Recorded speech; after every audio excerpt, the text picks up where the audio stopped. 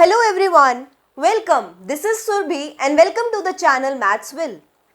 हम कल के अपने सेशन में डिस्कस कर चुके हैं कि नोटिफिकेशन सीरीड का आउट हो चुका है, उसमें क्या क्या चेंजेस आए हैं, जैसे कि अब पेपर ऑनलाइन होने वाला है एंड ऑल, और साथ ही उसमें मैथ्स के क्या प्रोपोर्शन रहेगा, कितनी वेटेज है और कितने मार्क्स का और क्या क्या सिलेबस आने वाला है।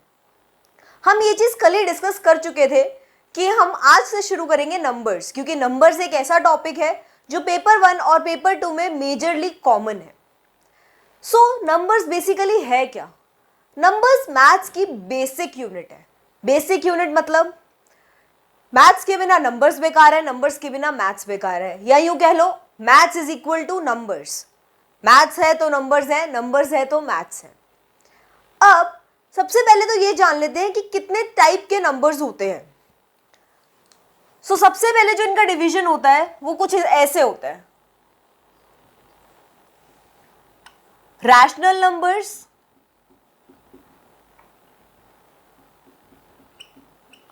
और इरैशनल नंबर्स।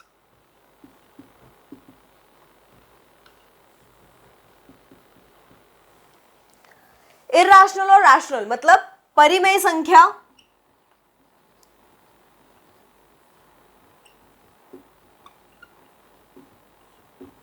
और यहां अपरिमेय संख्या।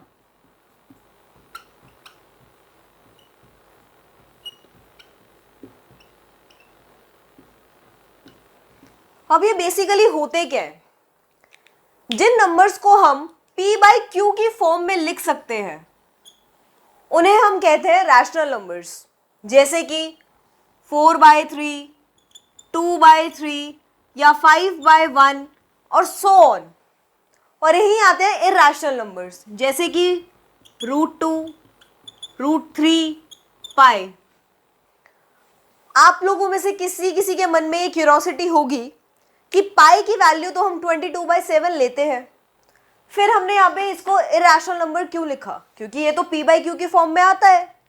एक्चुअली 22/7 या 3.14 जो है वो एक अप्रॉक्सीमेट वैल्यू है पाई की, ना कि एग्जैक्ट वैल्यू। इसी वजह से हम उसे इरैशनल नंबर्स में लेते हैं, क्योंकि देखिए 3.14 आगे सो ऑन पता नहीं क्या क्या है, तो आपको नहीं पता ये कहाँ एंड हो रहा है। First of all it's a non ending number, तो आप उसको कितनी बार के बाद आगे क्यों लगाएंगे?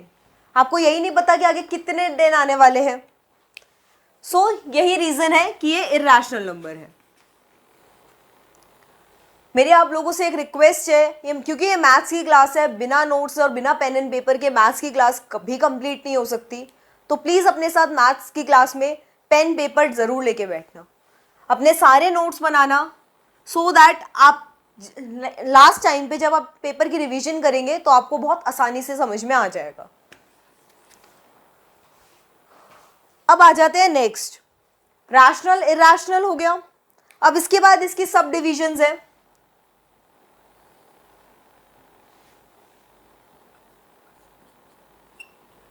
फ्रैक्शंस और इंटीजर्स।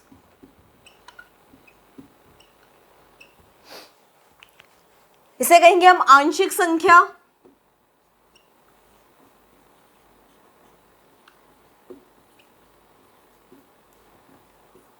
और इसे कहेंगे हम पूर्णांक।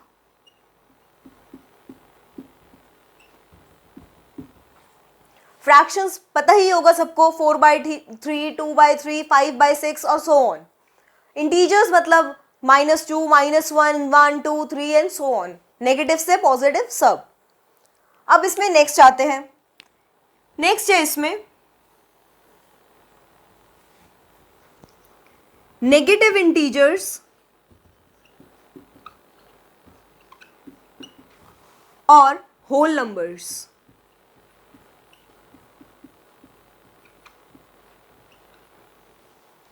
नेगेटिव इंटीजर्स मतलब ऋणात्मक संख्या और होल नंबर्स मतलब पूर्ण संख्या या पूर्णांक, वही एक ही बात है। नेगेटिव इंटीजर्स को हम कहेंगे ऋणात्मक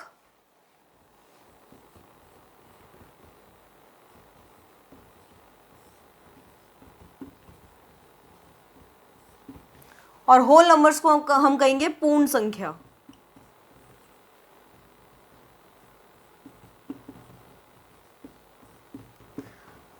नंबर से किसी किसी के मन में ये आया होगा कि यहाँ पे हमने पॉजिटिव इंटीजर्स क्यों नहीं लिखा।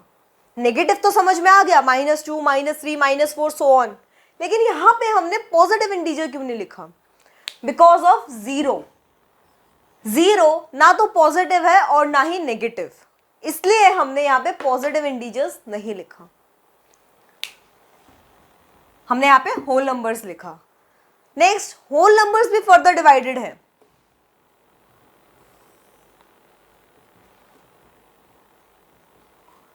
जीरो और नेचुरल नंबर्स।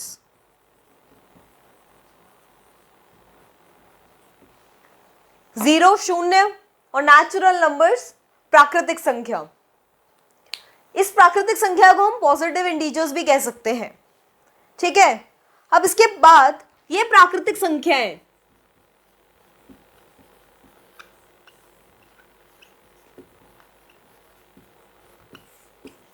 ये भी नेक्स्ट आगे डिवाइडेड है, वो है ऑड नंबर्स और इवन नंबर्स में, और यहीं से आपका चैप्टर शुरू हो जाएगा। सबसे पहले तो आप सब लोग ये टेबल बना लीजिए, क्योंकि ये आपके लिए इंपॉर्टेंट है। उसके आगे हम इसकी बात बढ़ेंगे कि आगे क्या क्या है।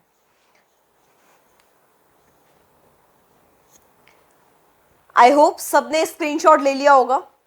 सो नेक्स्ट आ जाते हैं, नेचुरल नंबर से शुरू करेंगे थोड़ा सा।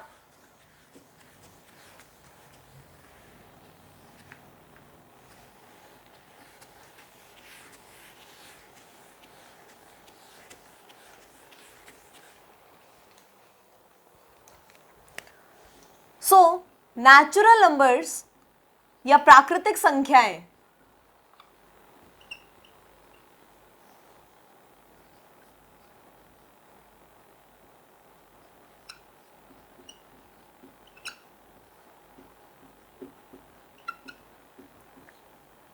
ये आगे सब डिवाइडेड होती हैं इवन नंबर्स और ऑड नंबर्स में। आई होप इवन ऑड के बारे में सबको पता होगा। सम संख्याएं और विषम संख्याएं। सम और विषम संख्याएं क्या होती है? इवन नंबर्स वो नंबर्स होते हैं जिन्हें हम 2 से डिवाइड कर सकते हैं, जिन्हें हम 2 से भाग दे सकते हैं, जैसे कि 4, 8, 6 या 12, 24 सो ऑन, कितने भी।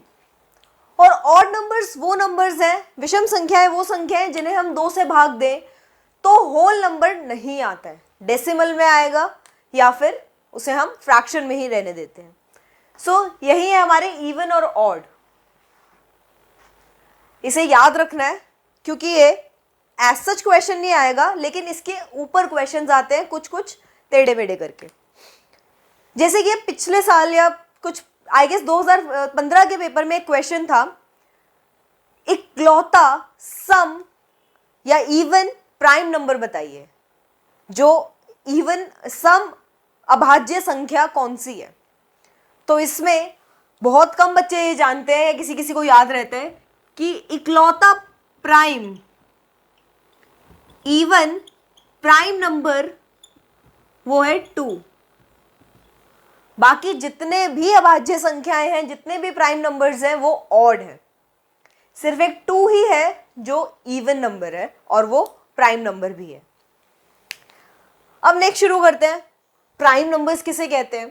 प्राइम नंबर्स बेसिकली वो नंबर्स होते हैं जिन्हें हम आगे फैक्टराइज नहीं कर सकते। मतलब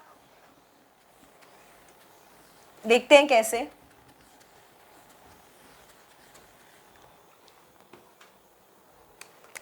एक नंबर है, सपोज कीजिए हमने लिया 10।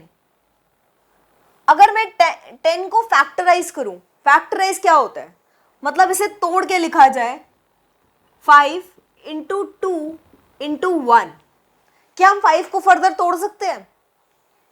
5 को क्या आगे तोड़कर कुछ भी लिख सकते हैं? 5 इंटू 1 ही लिख सकते हैं, 2 इंटू 1 या 1। तो अगर हमने इस तरीके की फैक्टराइजेशन हो तो उसमें अगर किसी की फैक्टराइजेशन में 1 के अलावा और उस नंबर के खुद के अलावा कोई और नंबर होता है तो उसे हम प्राइम नहीं मानते। जैसे कि एक और देखते हैं, 7। 7 की फैक्टराइजेशन क्या होगी? 7 की फैक्टराइजेशन होगी 7 इंटू 1। मतलब इसके फैक्टराइजेशन में या तो ये नंबर खुद है या फिर है 1, या फिर है 1। तो इस वजह से ये है प्राइम नंबर, अभाज्य संख्या।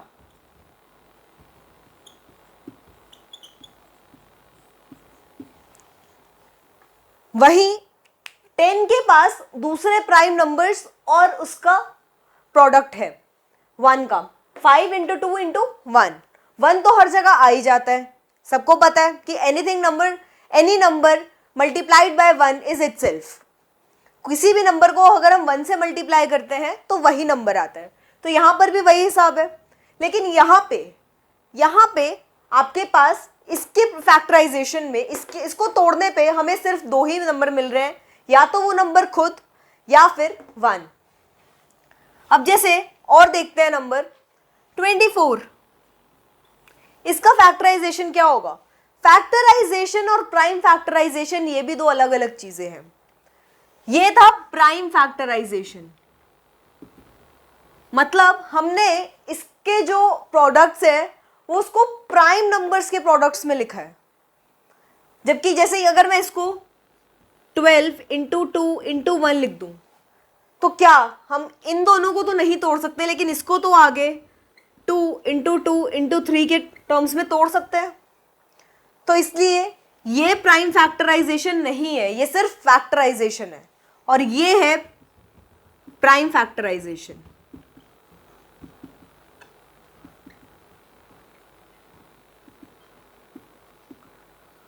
मैं बिल्कुल छोटी छोटी डिटेल डिस्कस करूंगी अपनी क्लास में, सो दैट जिनको ज़रा सी भी दिक्कत है मैथ्स में उन्हें कभी कोई प्रॉब्लम ना आए और उनके बेसिक्स स्ट्रांग हो जाए। आप लोग ये बात बिल्कुल भी मत मानना कि अगर मैथ्स यहीं पे छोड़ दिया या मैथ्स हमें सिर्फ सीटेट के पेपर तक पढ़नी है। सीटेट सिर्फ एलिजिबिलिटी टेस्ट है, इसके आगे DSSB, KVS और पता नहीं कितने और एग्जाम्स हैं, आपके स्टेट्स के एग्जाम्स हैं जिनमें मैथ्स आएगी ही आएगी। और अगर आपका सब्जेक्ट नहीं है मैथ्स का, सपोज जिन्होंने सोशल साइंस से अपना सीटेट अटेम्प्ट किया है, उनको भी PRT, TGT, PGT के फर्स्ट पेपर में मैथ्स अटेम्प्ट करनी पड़ेगी। और ये तो बहुत ईजी है, जो उसकी लेवल की मैथ्स आएगी वो और भी एक लेवल हाई होगा और थोड़ा टफ होगा। तो अपने बेसिक्स यहीं से स्ट्रॉन्ग करके चलो, ताकि जब आप उस लेवल का पढ़ने बैठो तो आपकी ये बेसिक्स स्ट्रॉन्ग हो और आपको वो चीज़ें समझने में ज़्यादा प्रॉब्लम ना हो। सो अब आपने इतना समझ लिया प्राइम फैक्टराइजेशन और प्राइम नंबर। सबसे पहले तो प्राइम नंबर क्या है? जिसको हम तोड़कर जब लिखते हैं तो या तो वो खुद आता है और या फिर 1 आता है, ठीक है। और कॉम्पोजिट नंबर, अगर जो नंबर प्राइम नहीं है वो नंबर क्या है? वो नंबर क्या है? वो है कॉम्पोजिट नंबर। कॉम्पोजिट नंबर मतलब 10 जो है वो है हमारा कॉम्पोजिट नंबर और 7 जो है वो है हमारा प्राइम नंबर। अब कॉम्पोजिट नंबर क्या है? सिंपली जो नंबर प्राइम नहीं है वो कॉम्पोजिट नंबर है। थोड़ा सा खिचड़ी बन गई दिमाग में, फैक्टराइजेशन भी बता दिया, प्राइम फैक्टराइजेशन भी बता दिया, प्राइम नंबर भी, कॉम्पोजिट भी, खिचड़ी बन गई, ठीक है। तो अब हम इसमें आराम से नोट्स बना लेते हैं। तो सबसे पहले तो हम जान लेते हैं प्राइम नंबर और फिर उसके बाद कॉम्पोजिट नंबर के बारे में, उसके बाद जान लेंगे फैक्टराइजेशन के बारे में। सो सबसे पहले प्राइम नंबर क्या है या अभाज्य संख्या?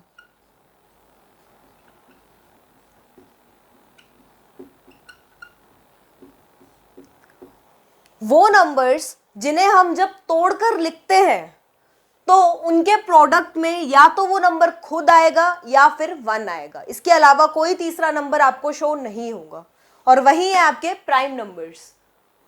और जो प्राइम नंबर्स नहीं है वो है आपके कॉम्पोजिट नंबर्स। अच्छा, अभी किसी के दिमाग में तो ये क्वेश्चन आया होगा कि ये प्राइम, कॉम्पोजिट नंबर, ये कौन से वाले हमारे सब टाइप में आते हैं नंबर्स के? फ्रैक्शंस में, रैशनल में, किस में? एक्चुअली जब हम इन सब की बात करते हैं, ऑड, इवन, प्राइम, कॉम्पोजिट और को primes and all and all, तो इसमें हम बात करते हैं नेचुरल नंबर्स की। जीरो को नहीं लेते हैं क्योंकि जीरो से मल्टीप्लाई करते ही वो नंबर जीरो हो जाएगा, तो इसलिए हम बात करते हैं यहाँ पे सिर्फ नेचुरल नंबर्स की। सो आपको प्राइम नंबर समझ में आ गया, वो नंबर जिसको तोड़ने पर या तो वो खुद आए या फिर वो 1 आए, तो हमारा वो होगा प्राइम नंबर। अब उसके बाद हो गया कॉम्पोजिट नंबर। कॉम्पोजिट नंबर वो है जो नंबर प्राइम नहीं है, जैसे कि 10 और इवन नंबर सारे कॉम्पोजिट होते हैं एक्सेप्ट 2। 2 एक इकलौता प्राइम नंबर है जो कि इवन भी है, बाकी सब ऑड है। 3, 5, 7, 11, 13। किसी ने सोचा यहाँ पे 9 क्यों नहीं आया? क्योंकि 9 को हम 3 इंटू 3 के फॉर्म में लिख सकते हैं, इसलिए यहाँ 9 नहीं आएगा। आप कितना ही आगे ले जाइए इसको, 17, 19 सो ऑन, ठीक है। और इनके बीच के जो नंबर्स बच गए हैं वो है कॉम्पोजिट नंबर्स। और प्राइम फैक्टराइजेशन का मतलब होता है कि प्राइम नंबर्स के टर्म्स में हमें उनको प्रोडक्ट में लिखना है, ठीक है। और फैक्टराइजेशन तो मतलब किसी के भी मल्टीप्लिकेशन में अगर आप लिखेंगे, अगर आपको कभी भी ये फॉर्म दिख जाए 12 इंटू 2 इंटू 4 इंटू 1, तो ये आपका फैक्टराइजेशन है, क्योंकि ये आगे टूट सकता है, ये आगे टूट सकता है। लेकिन जब आपको कुछ ऐसी फॉर्म दिख जाए 2 इंटू 3 इंटू 5 इंटू 1 या 17 इंटू 1, चलिए ऐसे लिख लिए, तो ये आपकी प्राइम फैक्टराइजेशन है, क्योंकि इसमें से एक भी नंबर ऐसा नहीं है जो फर्दर आगे हम उसे तोड़ के लिख सकते हैं। इतना समझ में आ गया? अब आप 2 पॉइंट्स लिख लीजिए जो कि नोट में लिखे जाएंगे आपके पेपर में। डायरेक्ट आपके पास कभी भी डेफिनेशन नहीं आती है, तो इसलिए इतना सोचने की जरूरत नहीं है कि मैम ने डेफिनेशन क्यों नहीं लिख पाई है। हमारे पास टाइम कम है, सिलेबस ज़्यादा है, तो हमें स्मार्ट वर्क करना है। सो नेक्स्ट आ जाते हैं हम अपने नोट पे। नोट लिख लीजिए प्लीज। नोट 1, इंग्लिश वाले, 1 is neither prime nor composite. 1 number 1 जो है वो ये है, ना तो वो अभाज्य संख्या है और ना ही वो भाज्य संख्या है। दूसरा पॉइंट लिख लीजिए, 2 is the only prime number which is even. 2 इकलौता ऐसा नंबर है, इकलौता ऐसा अभाज्य संख्या है जो सम संख्या भी है। ये होती आपकी आज की क्लास, जिसमें मैंने आपको इंट्रोडक्शन दिया नंबर्स के बारे में। अब नेक्स्ट क्लास में हम पढ़ेंगे डिविजिबिलिटी टेस्ट, कि मतलब किसी नंबर को देखकर हम ये पता लगा सकें कि वो किस नंबर से डिवाइड होगा या कौन से नंबर से वो डिविजिबल है, ठीक है। जिसे हम कहेंगे विभाज्यता की जांच। उसमें बहुत सारे रूल्स होते हैं। सिंपल, सबसे सिंपल तो आप सबको याद होगा 2 से डिवाइड। अगर किसी भी जगह अगर कोई भी नंबर 2 से डिवाइड हो रहा है तो इवन तो है ही, और उसके क्या 2 का क्या हिसाब है, क्या कोई भी इवन नंबर वो 2 से डिवाइड हो जाएगा। तो डिविजिबिलिटी टेस्ट ऑफ 2 क्या होगा कि कोई भी इवन नंबर वो 2 से डिवाइड हो जाएगा। ऐसे 3, 4, 5, 6, 8 एंड सो ऑन, जितने भी हों हम उन्हें सबको डिस्कस करेंगे और उन पे कुछ क्वेश्चंस भी करेंगे। आज के लिए इतना ही। Thank you.